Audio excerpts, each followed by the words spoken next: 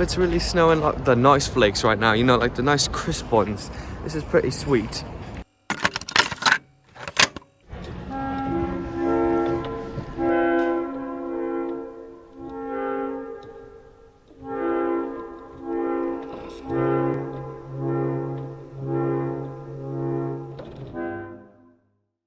Okay, it's about 10:30. I'm walking towards a bus stop so I can get into the city because I'm staying with Cameron and he's at like a dorm. Anyways, it is like, oh my gosh guys, cold here though. Like if you had like dry skin, this would be so bad.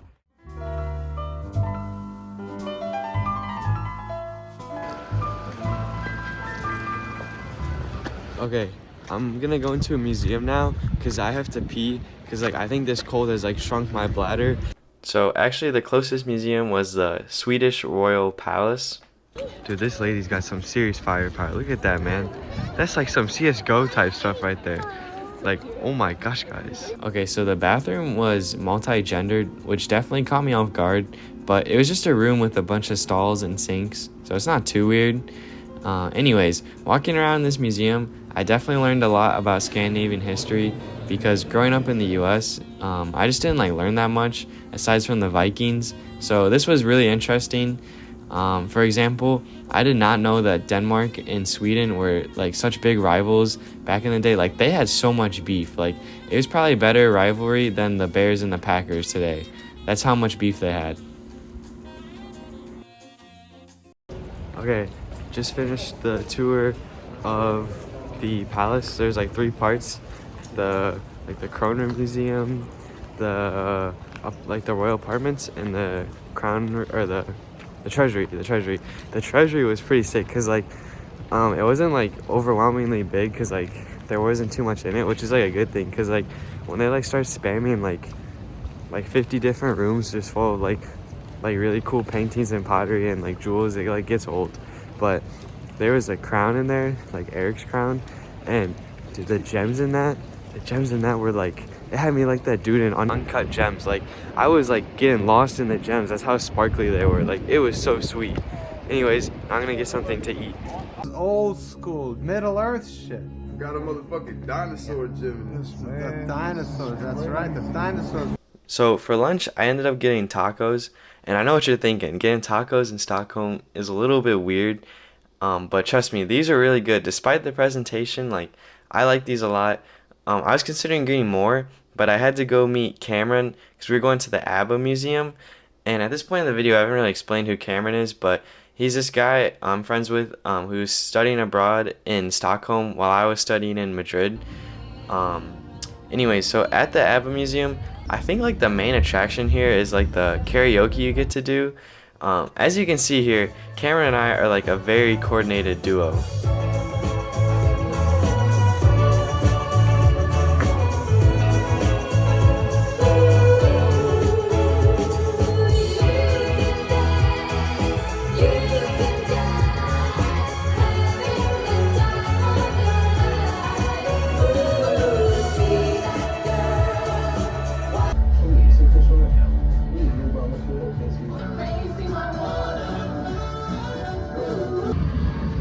This is a clip.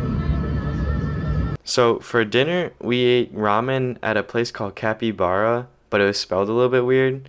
And I know what you're thinking at this point in the video. Where is the Swedish food review? And I'm not gonna lie, like it's hard to find a Swedish cuisine restaurant in Stockholm. Maybe we were in too touristy of an area, but like we did not really come across that many. And if we did, they probably just weren't affordable. But like yeah, it's just not easy to find them. Alright, I'm about 10 minutes into a cheeky 30-minute jog. Gotta get back before Cameron leaves for class so I can get back into the building.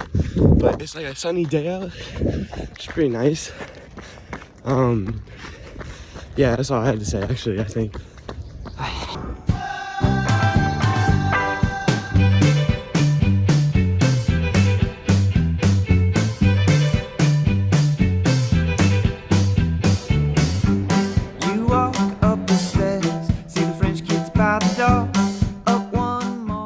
So the Ostermalm market has a really nice aesthetic on the inside, but it really just has groceries for like regular ordinary people, not tourists, and they're also kind of expensive. Like I wanted to try and review something from here, but even like these cookies, like even the small ones were like $5. But don't worry, I did end up finding a nice bakery to do a food review. So yeah, that's coming up. Get the clip before he gets here. Okay, I got this from a bakery called Fabrique. I think it's pronounced, I'm pretty sure it's pronounced, okay, actually I'm not sure at all. It just like looks like if it was like a word in English, it would be Kardemommeboller, but that's like, it's like super American accent. I actually don't really understand any Swedish. Like when they speak it, it's just like, it just seems like a bunch of like very short words, and then they'll like throw in like English terms too. Like I'll just hear someone going like and then they'll say like I don't know, and then like they'll even say like that looks cool or something, I feel like. But maybe I'm just misinterpreting. Anyways, first bite. I would say it's not like exploding in my mouth, but I can tell like the ingredients are pretty quality. I think part of the reason is like why I'm not like getting like super hyped about this is because like looking at it, it looks like just like an intricate like cinnamon roll, and so for that reason I was expecting it to be like soft in the middle, but it's not really. It's more like a dense croissant, I would say. I'd give that like an 8.6. I don't know, I just feel like I'm not like down bad to like go get another one, you know? Stretch your T like I nailed it. Ride moving slow like a creep. Shirt in the breeze like I'm sailing. And I walk in my sleep, I can't help that. Okay, so here's the Vasa Museum. The ship is absolutely massive. Here's a picture of Cameron just trying to get a picture of it on his phone. I mean, it's crazy. It's hard to get it even in the same frame.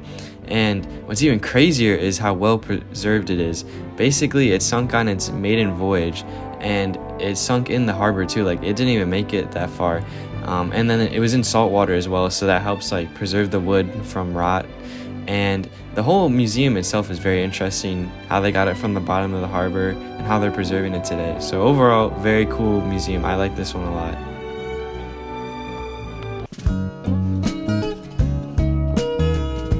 So for my last day in Stockholm, Cameron, a friend of his, and I wanted to do a hike in a nearby forest reserve, and we got there only using public transportation, so it was a little bit greasy. There was this one part where we had to transfer buses, and it was in front of this library. We had like 20 minutes in between the buses, so we were like, all right, let's check out this library because it looked pretty cool. And I mean, here's Swedish Captain Underpants, pretty sweet. Anyways, we did catch the transfer, and we got to the forest preserve with very minimal problems. It did take a hot minute though. Anyways, the forest preserve is really cool. There's supposed to be really cool animals in this, but I think since we were in March, we didn't really see anything too interesting. We did see this duck.